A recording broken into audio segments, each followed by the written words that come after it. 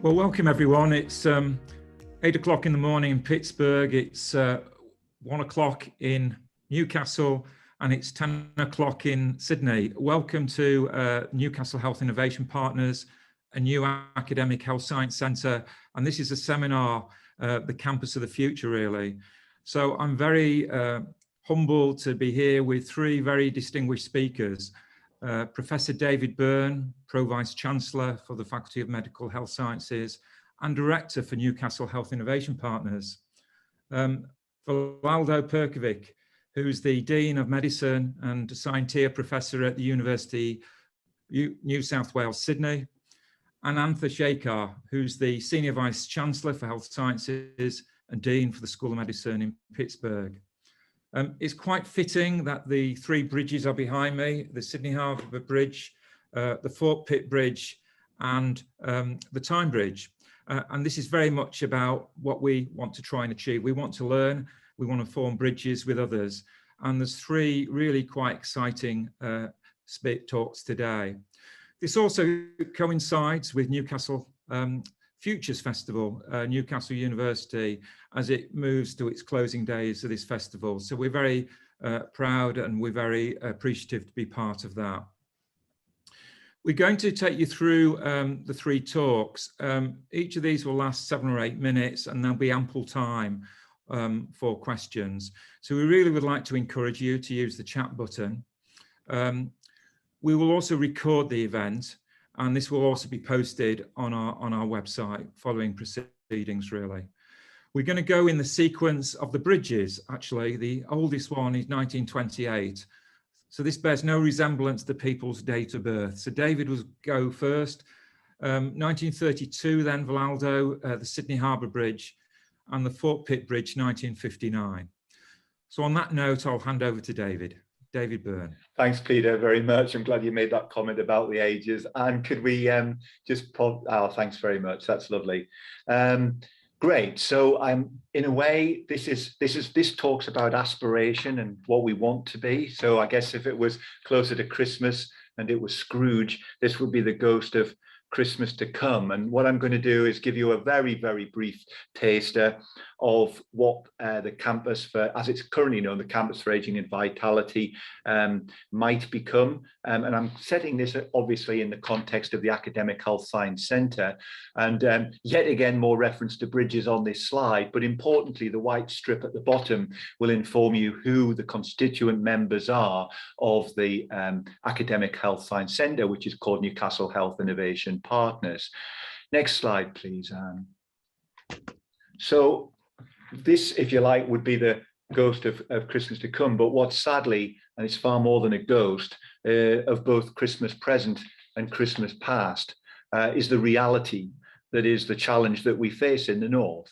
It's not just in Newcastle, but it's certainly particularly acute here, which relates to all manner of health and economic inequalities. As the slide gives you some headline figures, these were current certainly around 12 months ago. And what we know for recent work that Claire Bambra, an academic in Newcastle, and others have undertaken, is that COVID has magnified the disparities and the health inequalities across the country. And we know now that Newcastle in particular spend more time in lockdown than elsewhere, that the economics situation have suffered, mental health is worse here now as a result of the pandemic than elsewhere. Just to pick up some headline figures from an influential Northern Health Science Alliance report that came out just last week and that garnered quite a lot of media attention. If we move on to the next slide, please, then what we basically went in with a lofty ambition, to be honest, for the Newcastle Health Innovation Partners, if you just keep clicking forward and the slide will build, was basically to try to pull our partnership together, to work together, to really try to tackle the health, wealth and well-being, not just of Newcastle, but the Northeast and North Cumbria, and really try to overcome what is really a shocking situation in terms of poor health, which of course contributes to poor GVA per head compared to the rest of the country. And by improving health, we can improve productivity as well, so therefore the economy. So next slide, please. So it is just worth making the point that obviously we are speaking largely at the moment in Newcastle City. I think most colleagues on the call are based in the city, but the region itself is very mixed, and it does include remote areas, rural populations and so on, with a total population of about 3.2 million going up to the border with Scotland, across to the west coast, as you can see, where we've got Carlisle, Penrith, Whitehaven and so on, and then down to Yorkshire, the border with Yorkshire as well. So it's a pretty large, not always very geographically packed area with density-wise, population-wise. So it's very, very diverse. And bear that in mind when we then go on to the next slide, please, which is to kind of zone it in to the aspiration that is currently known as Campus for Ageing and Vitality. So just to orientate some of our colleagues on the call, this is in the west end of Newcastle. It's within a walk of where I'm sat at the moment on the main campus. And it is the site of the old Newcastle General Hospital. The area at the front of the site, which is to the bottom of the slide, butts onto a major arterial road called the Westgate Road, and that used to be the site of the old workhouse, which even predated the Newcastle General Hospital. It also reflects the geography of the landscape of the area, in as much as there are a number of mine shafts that have been sunk there and subsequently filled, and that would represent a challenge on the build.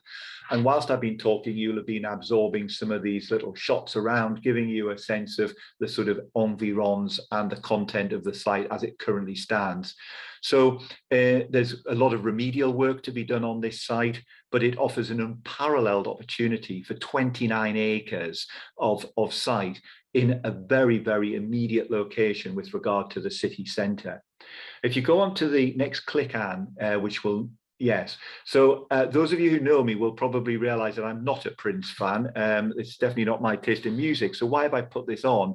Well, because he went through some major wranglings over his branding and his league, what he would be called, and he became known as the artist formerly known as Prince, as I understand it. And the reason I put this on is really to remind everyone that I would rather prefer almost that the Campus for Ageing and Vitality name didn't stick in the memory, because we are looking to rebrand this. It's not a terribly community-friendly name, and although the name sticks, particularly because CAV is easy to say, we hope it's going to become the site formerly known as in a future life, and hopefully that will not be too far into the future. If we go on to the next slide, what I'm going to show you now is the site master plan, for which we're awaiting outline planning permission from the Council on Highways England. We're expecting that certainly by the end of the year. And I hope if you can remember the graphic that I showed you just previously, you can see in your head that the orientation on the left is very similar to that on the previous slide, with the very bottom with plots M, N and O abutting onto the Westgate Road. And you can see that what we're looking to do is to create a lot more greenery, a lot more softness around the site, to move away from a grid system with regard to roads, and to actually avoid traffic, cars that is, and other motorized transport in the main part of the site. So in fact, we've got two U-shaped fibers, showing my neurological background here, but as you can see, going around M and N plots, and also going around the A to C plot at the bottom. But in fact, the central part of the site is intended to be very pedestrianized, because we have no idea in the future how one will be traveling around. It may be on hover pads or dear knows what. And so we don't want to be sacrificing this beautiful site to the motor vehicle. And the idea is very much to have a lot of green space, densely packed with trees and so on, to allow community to come in, utilize the space, and to engage with the working of the site. I've used the word marsupialize, but basically to open the site out to people in that part of the city, which again, to those who are not familiar with Newcastle, is a rather deprived area of our city. The graphics on the right just give you a sense of what may be. These are designs drawn from elsewhere, but we're really looking to be very, very futuristic in our delivery. Next slide, please. So the CAV site will become a living laboratory. We are looking to deploy what are undoubted research strengths in this university to maximum effect. I'll come back to that in just a moment in the next slide. We're working with many people to try and help shape and inform the design to benchmark. And this, if you will, today is one such exercise. And we're looking forward to hearing the talks from our next two speakers.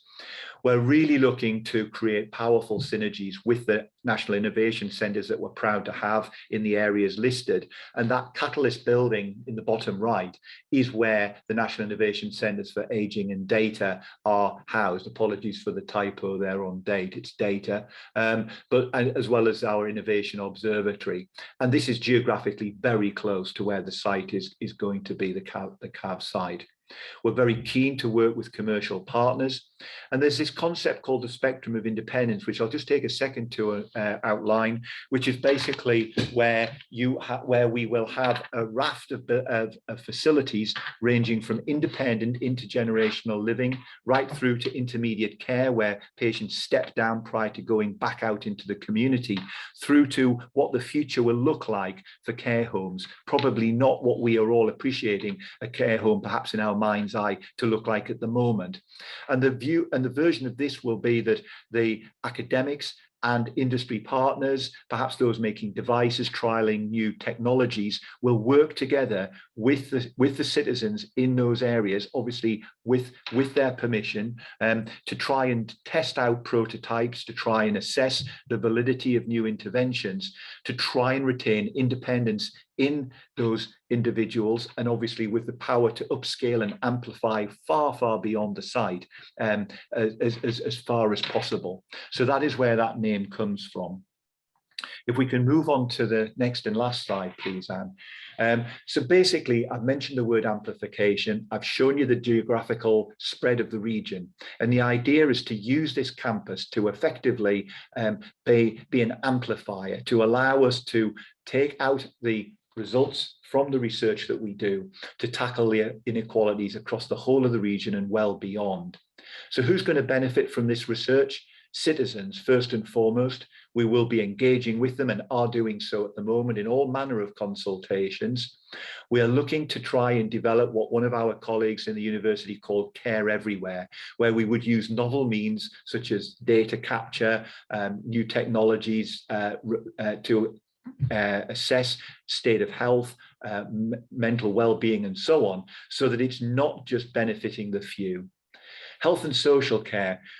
The research is still being established in terms of what the content of the site will be, but I've said it will play to our strengths. We're looking for multidisciplinarity across all three of our faculties. And at the moment, it's based on two pillars of integrated care across the life course, playing to our strengths in aging and beyond, as well as precision health, which would include areas such as rare disease, which again is an area of strength, but far, far more besides. Students from diverse backgrounds, and for that I mean literally anybody willing to learn. So this could be people working in care homes, right through to undergraduate and postgraduate in a more conventional setting. And we think bathing them in this multidisciplinary milieu will give them a real opportunity to develop a whole different approach to how they tackle problems in the future. And then finally, life sciences and healthcare companies. We do wish to engage with these companies, which will help to boost the economy of the region. We've already had great interest from certain elements of the UKRI, and we look to forward to working further with other elements, not only of UKRI, but far more other organizations in the future that they can facilitate links with to develop this infrastructure in the future, and to have on the site demonstrator and accelerator spaces that will really attract in small, medium-sized enterprise as well. So I'm going to stop there, Peter. Apologies if I've gone a minute or two over, but hopefully not by much, and I'll let you move things on. Thank you, David. That's great. So I think from the aspirations of Newcastle, we now move to Vlado, UNSW Sydney, who have really made a lot of this happen, and it'll be great to learn from those experiences. Over to you, Vlado. Thanks very much for the opportunity to speak to you tonight. And what I'm going to do is share some of our experiences that you can hopefully see there now on the screen, in developing our own precinct in Randwick in Sydney called the Radwick Health Innovation Precinct. And I'm just going to take you through this very quickly. Here in Australia, and particularly in New South Wales, our most populous state, there's a real focus at the moment on precincts and on the development of health infrastructure, with more than $10 billion committed by our government over the next few years across really the entire spectrum of health services in our state. And that's driven an unparalleled transformation in our thinking about how we work in precincts. The precinct I'm going to talk to you about is in Randwick, which is about 7 kilometres or just under 5 miles south of the city centre in Sydney. It's right near Sydney Airport. On the right there, you can see Coogee, which is a beach, ocean beach. So it's a fabulous place. And it's uniquely well located to be at the centre of all of these things, but that's also posed some challenges in terms of space.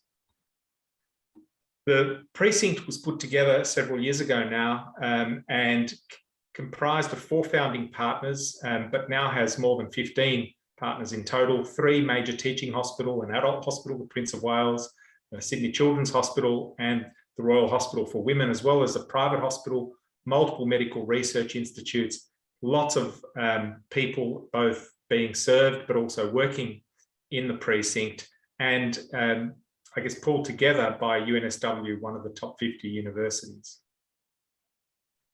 This is just a quick map of the site, and the reason I put this up is just to make a point that the university campus on the left there, which is quite large, has always been separated from the hospital complex labelled POW here, Prince of Wales, by these 3 rows of houses. And whilst 3 rows of houses doesn't sound like much, it may as well have been 3 countries for many people in terms of the likelihood of getting people to move across them on a regular basis. So what happened over the last several years is that, working with the government and the hospitals, those houses were acquired compulsorily. So they've now been demolished, and what used to be those houses now looks like this, with a large building site in the middle. You can see the university campus on the left, the hospital buildings there on the right, and the city in the back in the distance. And we now have buildings coming up out of the ground to turn this into a comprehensive and connected precinct. This is a map of where it all sits. On the right there, you can see at the top the Lowy and Wallaceworth and Biological Science buildings. They're really the buildings where our medical and biomedical activities happen at the university, with the rest of the university extending further to the left. In the middle is this new section where the IASB is the new Prince of Wales Hospital building, the acute services block. The Sydney Children's Hospital will be built just to the north of that. And then between the Sydney Children's Hospital and the main university campus is this new building, what's currently called the Health Translation Hub, acting really as a centrepiece for the whole precinct. These buildings are currently being built. This is a picture of the new Prince of Wales Hospital from a few months ago, and you can see labelled on the left where the new buildings are going to go. But I don't want to talk about real estate here. I want to spend a little bit of time talking about some of the thinking that's gone into trying to make this effective and trying to make it different. So what are some of the key principles? The first of those is not just co-location, but connectivity. So as I mentioned, the geographical separation in the past has really been a huge damper on collaboration and partnership. And we're breaking that down by creating not only co-location, but direct connectivity. In this diagram on the left is the UNSW campus. And from the campus, we've got an air bridge going across the road into the new Health Translation Hub building. And from there, bridges going across all the buildings in the precinct. So one will be able to walk from one end of the hospital precinct on the right there, right through to the center of the university campus, a distance of well over a mile, without going outdoors. And creating this connectivity is a key factor, we think, in encouraging collaboration. Another thing that we've done is spent a lot of time working together to identify some initial flagship research themes along the lines of the concepts that David discussed. We've identified our first 4 themes as children's cancer, where we've got a particular strength, neuroscience, mental health and addiction, virtual care, particularly important in a COVID world where our hospitals are currently struggling to cope with the outbreak we're dealing with. And we've got real strengths in genomics and genetics. Again, not meant to be exclusive, but are meant to be things that we can all rally around and can really differentiate our precinct from some of the others in the city and the state. Another key factor, I think, in driving us to the state that we've got to at the moment is creating a really strong governance structure that brings in all of the partners. So we've got a council at the top that provides oversight and governance, and then an executive committee that coordinates and empowers delivery, overseeing a collaboration committee, which is the doing part, and beneath that, a number of different groupings with members from all the various partners that focus on some of the key elements that we see as being crucial to the success of the precinct moving forward. Another key, I think, success factor has been our mapping of our stakeholders across the board, and not just stakeholders in health and education, but looking through government, through community organisations, our students, our alliances, and industry, of course, as well as the other precincts in the city and how we might relate to them, and working out what each of these lines will mean for us in the future. In addition, we see the new Health Translation Hub building, as we call it, which is going to sit literally in the centre of the precinct, as being the key connector between the health service and many parts of the university. This is going to be primarily office space with some clinic space and education space. It's a very large building, 35,000 square metres of floor space. But what we're looking to do here is not just go through a Lego block exercise of moving different organisations or organisational units into this building to put together a giant block, but to focus each of the areas within this building on a particular theme, and to focus these around centres of excellence. So one of those, for example, is health systems, where we're going to bring together not only people from the medicine faculty, but also business and engineering. We're interested in the way the health system works, and co-locate them with people from the health services working on these areas, including the management, as well as government representatives and industry working in this area, to create a comprehensive multidisciplinary approach to solving some of the real challenges that we face. And we're going to take that same approach to a whole range of other major challenges that we face as a community, with common integrated data and other platforms supporting them. Another key factor that we're really focusing on at the moment, actually, in our development of this, is thinking about creative placemaking, making each of these areas not just a place where people go when they have to, but destinations in their own right, where we look at the work that's going on and create a community-facing element that draws the community in, so that we can engage with our local communities, not just when they're sick, but also when they're healthy, and make it a true health hub. And finally, really trying to build in green spaces and connectivity, not just within the buildings, but between them, to create what we anticipate will be truly a large and connected health precinct. So we're really excited by the opportunities that this offers, the progress that we've made, and hopefully the achievements that we'll bring together over the future. David, I'll hand back to you. Peter.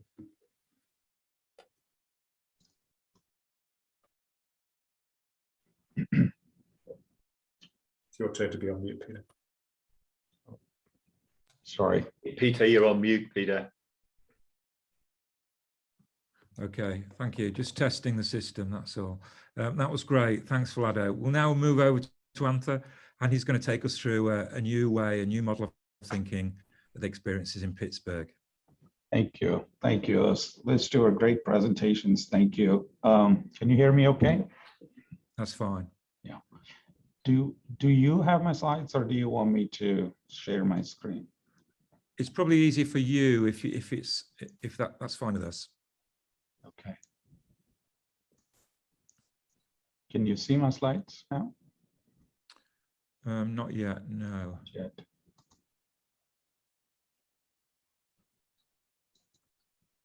How about now? Yeah, it's coming. Yeah, that's fine. You can see it? Yes, Great. That's clear. Okay, great. Thank you.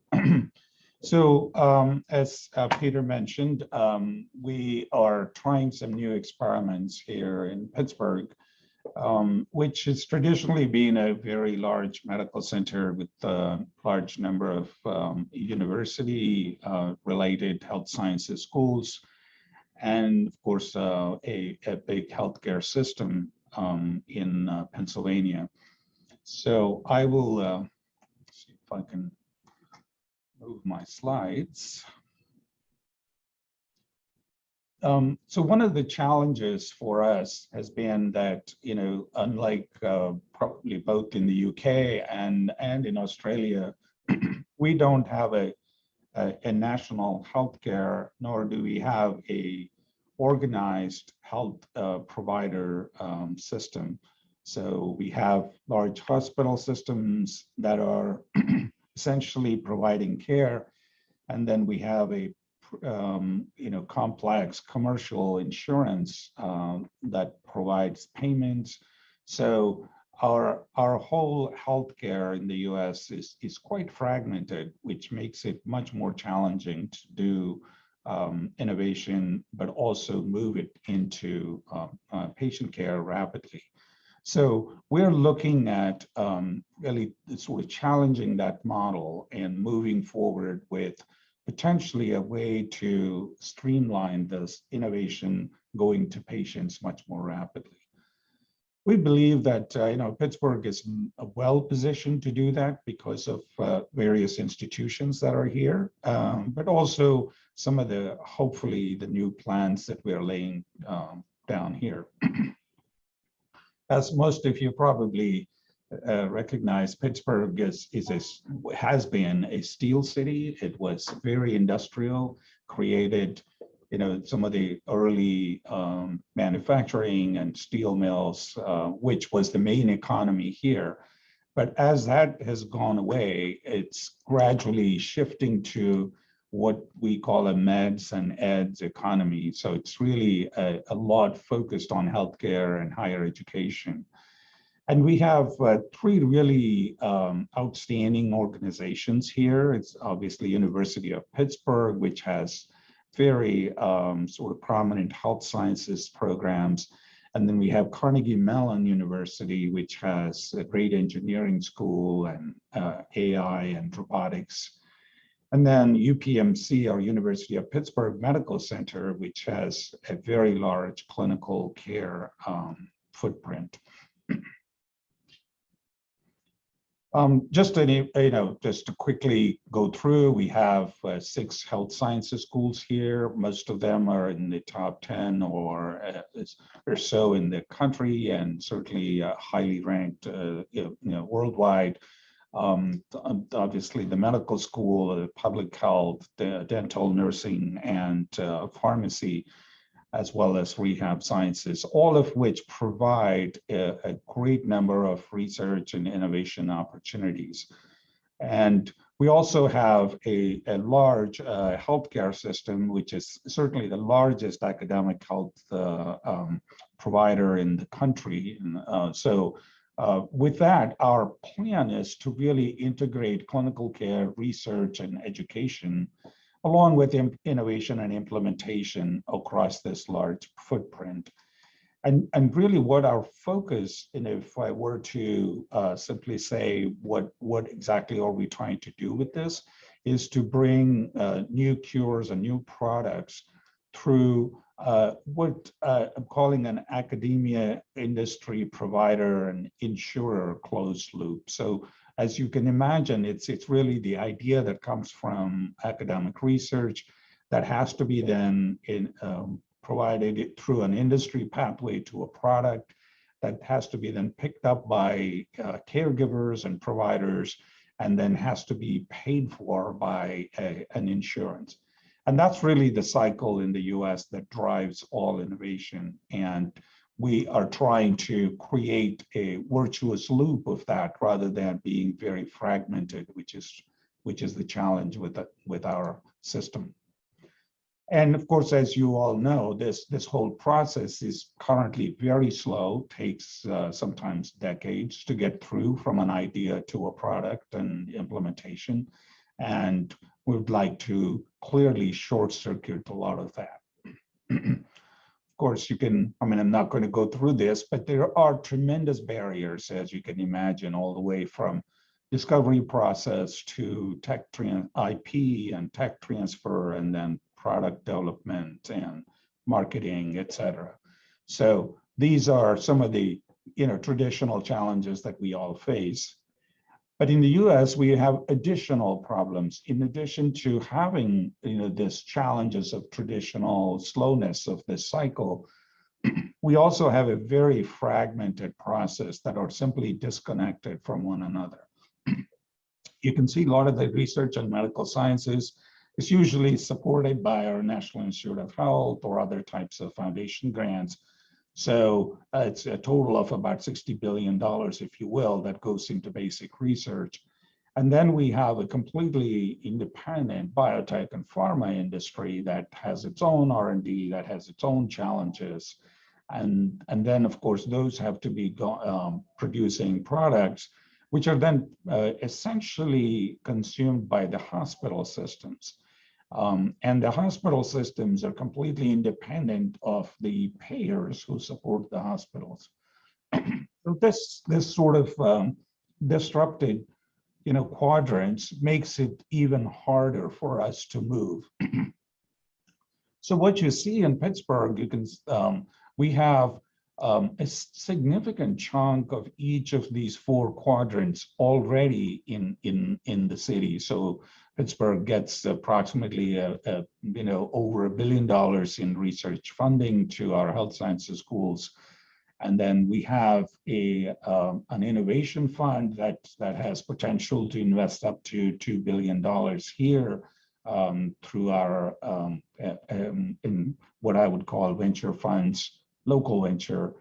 And UPMC has huge hospital systems, about 40 hospitals, $13 billion annual revenue. And then UPMC also has an insurance company that provides insurance to most of Western Pennsylvania, again. So we feel like we have all four of these quadrants available here for us to take our discoveries and innovation through a rapid cycle of product development. So this just kind of simplifies that whole concept, is that we have some of the best in class R&D ability here, and then we have a best in class healthcare system and one of the largest academic insurance companies. What we need to build then much more effectively is this gap, which is currently not well met because we don't have a huge manufacturing or bioproduct development industry. And we believe that BioForge in Pittsburgh is what is going to fill that gap. And that's really our focus at this point, is to build that particular missing component for this virtuous cycle. We currently, this gives you a quick sort of graph of the Pittsburgh city, primarily what we call the Oakland area. So this is where we have University of Pittsburgh is here in the middle, and then next to that is the Carnegie Mellon campus. And then we have multiple hospital campuses throughout the major part of the city, the main city, or the downtown, if you want to call that. So all of these hospitals, we have a nationally ranked children's hospital, cancer hospital, neuroscience, and virology. We have a great ophthalmology, ENT, and brain machine interface program, aging and institute, and variety of discovery programs, and then a hospital dedicated to women's health and regenerative medicine. So each of these have great research presence in these major areas.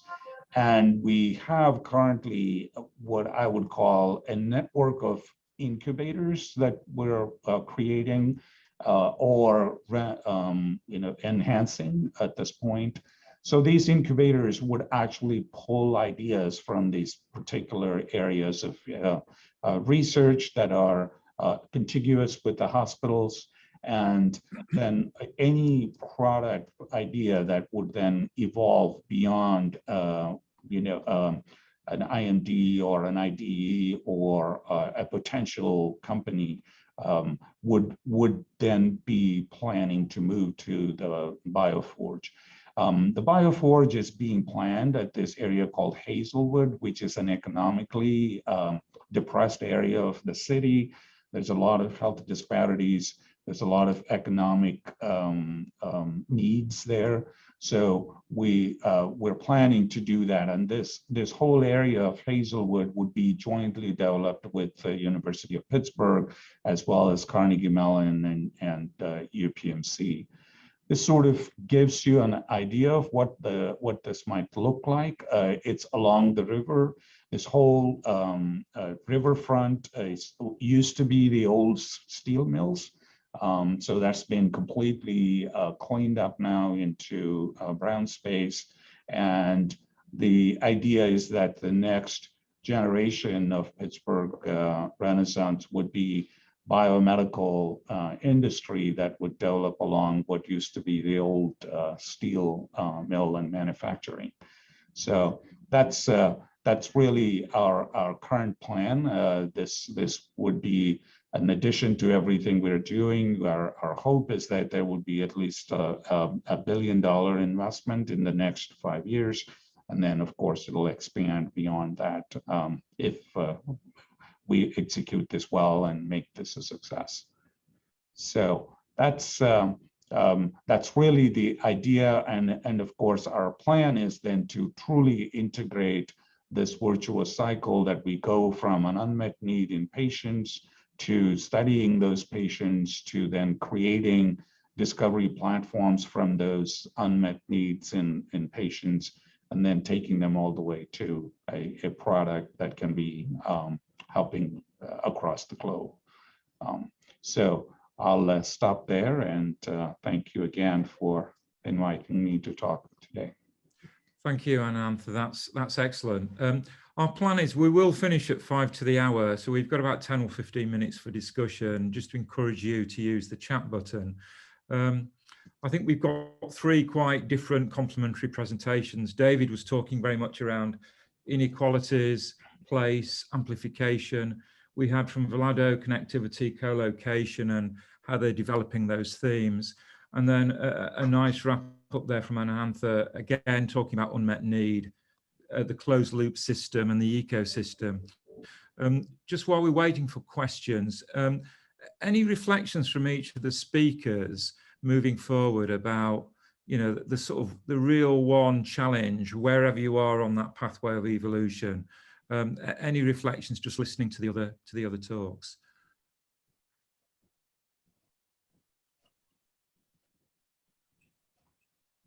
Vlado, any initial thoughts, observations yourself? Yeah, look, I guess the obvious thing that stuck out to me was the challenge of, bringing together massive enterprises that are working in so many different areas and creating, a sense of common purpose around them. And I think all of the presentations spoke to that in different ways.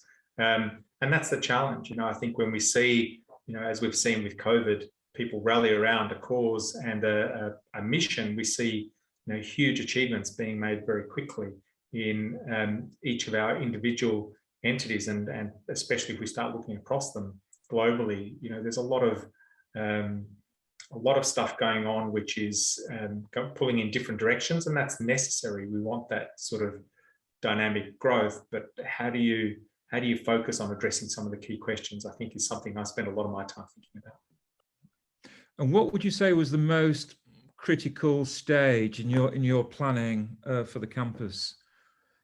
Oh, look, all of them is the answer. But I think the key thing we're really still focused on at the moment, we've spent a lot of time, is making sure we're not just playing a real estate game here, but rather one that changes the way people work and brings people together in ways that they aren't working together at the moment to take on common challenges. David, I don't know whether you want to share your reflections, because clearly you're very much at a different part of this journey, aren't you, at the moment? Yeah, absolutely. I mean, yeah, my reflections on the, you know, across the three talks, I suppose, are I was sort of, it sounds terribly contrived, but I have got it down to like 4 C's, which is kind of what Vlado's saying in a way. I've got it down as community, because we're kind of we're all of us looking like we're wanting to improve the health and the care in our communities. Obviously, there's huge commonality, I think, in the demographic that Anantha was talking about in Pittsburgh, and recognizing that in our own area here, and I dare say with Sydney too. So the first, community; second, collaboration. No one organization can do this on its own. And I think all 3 talks featured collaboration in strength. Connectivity was a thing that's come about, be that physical, but it might be through strong governance and how things really link up. And then 2, for the price of 1, continuous challenge to the status quo, because I think a lot of us could be quite comfortable and think, well, you know, I'm looking at Alison's question there. You know, these are long-term projects. They're going to outlast me in my tenure as PVC, and maybe all 3 of us, you know, in our respective roles. So I think, you know, we look to just get onto this continuous challenge and think, well, you know, let's not over-engineer it in the here and now. Let's try and think, you know, let's think what could come around in the future. Let's leave space for that. And let's learn from each other, which again is kind of addressing part of Alison's comment there as well. So Anantha, it's a really interesting point by Alison. Huge infrastructure projects here. How do we learn from each other in this space? How have you learned in your experiences?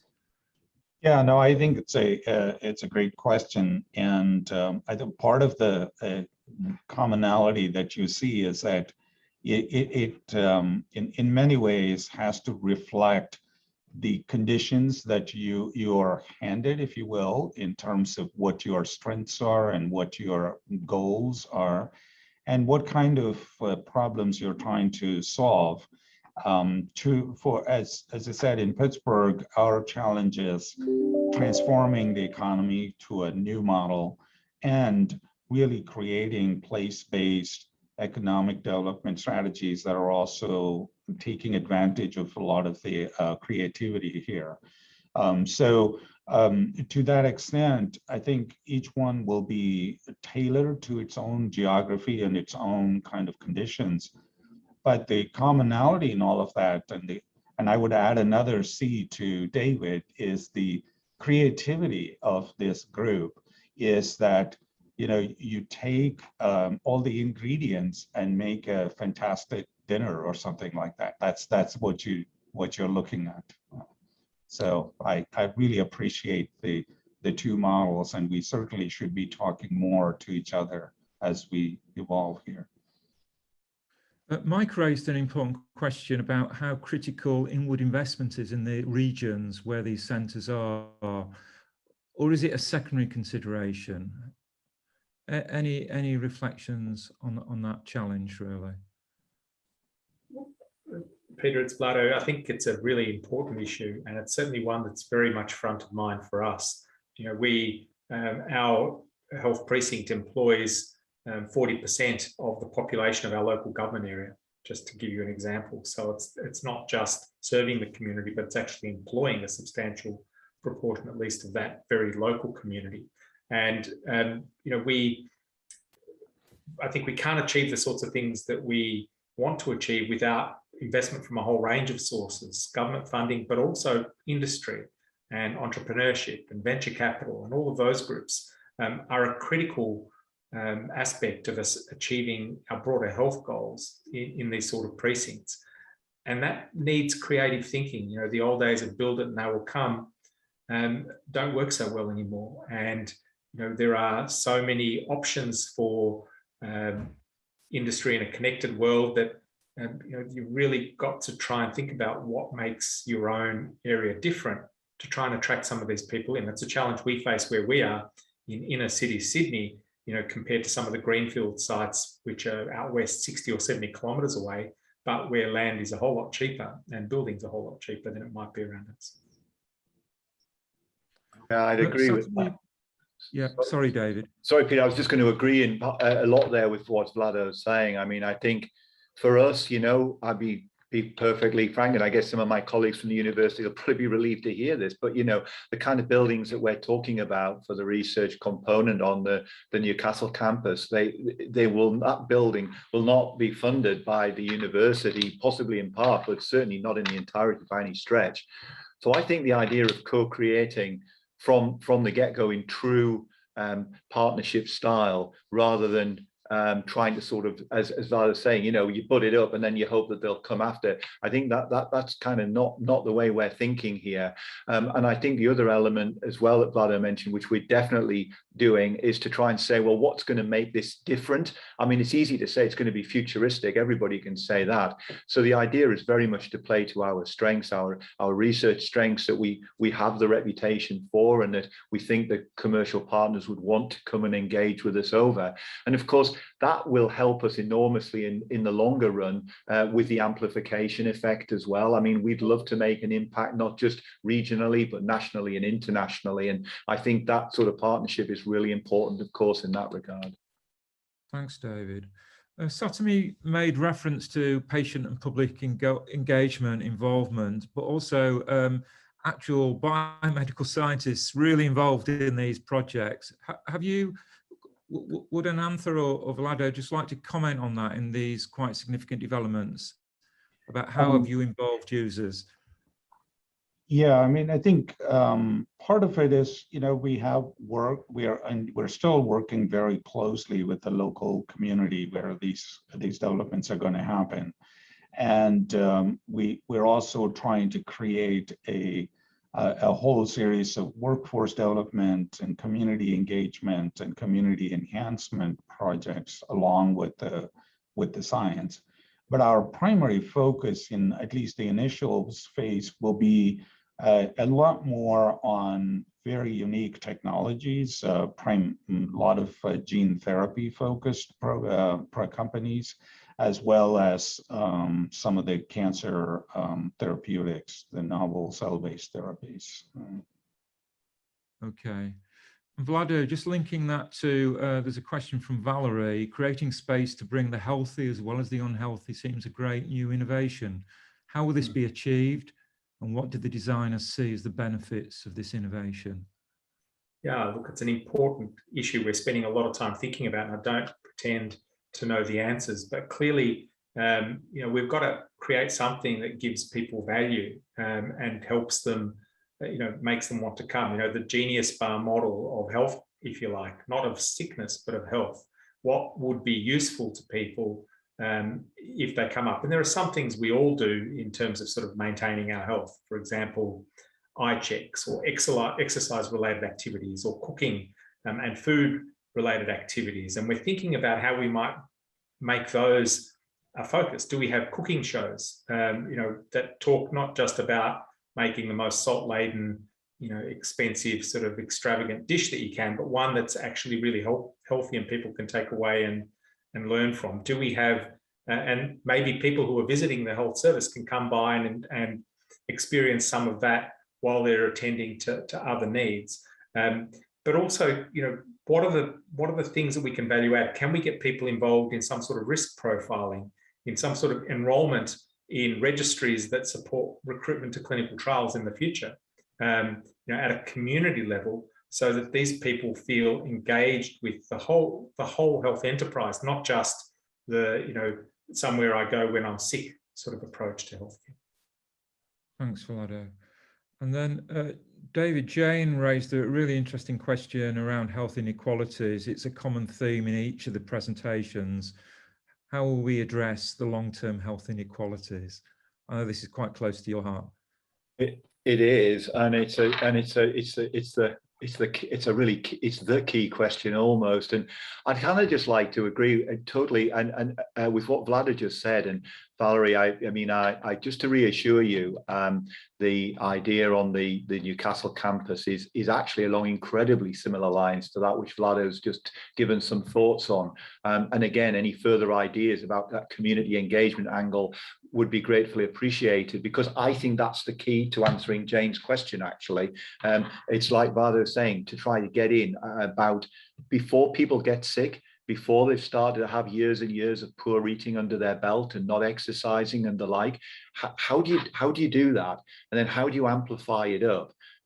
Because even if we could, within a penumbra of a few miles around the campus, make a difference, that's not reaching to the whole region. So we need to be innovative in that sense as well, and maybe trial things, and then use the system the new technologies to amplify up, so that we can hit the people in the rural populations and so on that we wouldn't normally get to.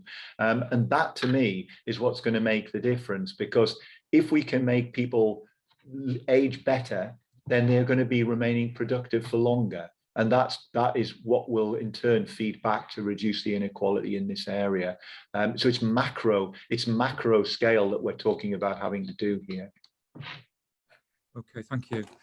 Sadly, we have to bring this to a close. I'd like to thank everyone for their very generous comments, actually. I would also like to pay, particularly to Anantha for his having to get up very early in the morning. And Vlado, you now deserve a nightcap, I think, looking at the time in Sydney. I'll pass over to David, who just may want to say one or two closing words. No, not really. I mean, I just wanted to echo my thanks as well to Anantha and to Vlado. And all I would also like to say is, like's been said by both of them, let's just not make this a one-off, because honestly, I'm picking out such interesting themes across the three campuses, that an ongoing dialogue to share best practice and to share new ideas, I think would be welcomed by us all. So thank you again for your time and for accommodating the time differences, as Peter said. Thank you. Thank you. I couldn't agree more. So look forward to continuing this conversation.